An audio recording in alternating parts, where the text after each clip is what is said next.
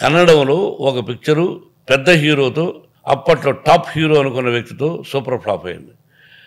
ఆ కథను నాకు దర్శకుడు, ఒక రచయిత చెప్పాడు. అరే ఇది చాలా బాగుంది అన్నాను. 50 కథలు చెప్పిన తర్వాత ఇది 51గా చెప్పాడు. చాలా బాగుంది అన్నాను.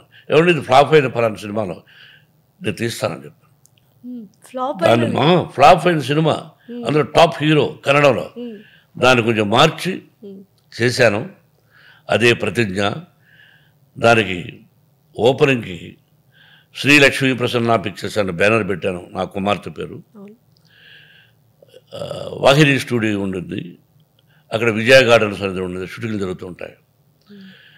అంతకుముందు రోజు అన్నయ్యను, ఎన్టీ రామారావు గారిని, ఇప్పుడు అన్నయ్య అనేవాడిని, ఆయన పోయినందుకు ముందు అన్నగారు అనేవాడు, ఆయనతో సినిమాలు యాక్ట్ చేశాం కాబట్టి ఆయన దగ్గర పోయి రేపు ఓపెనింగ్కి రావాలంటే వస్తాం బ్రదర్, కాకపోతే 7 o'clock 40 కిలోమీటర్ దూరం, మీ గురువు గారిది, ఇట్స్ ఆల్ రైట్ వస్తానన్నారు. బొబ్బులిపులి గేటప్పుడు వచ్చి ఉదయం 6:45 వచ్చి కొబ్బరికాయ కొట్టి వెళ్ళారు. ఆయన చేతుల మీదుగా ప్రారంభమైన నా బ్యానర్ శ్రీ లక్ష్మీ ప్రసన్న పిక్చర్స్ ప్రతిజ్ఞ.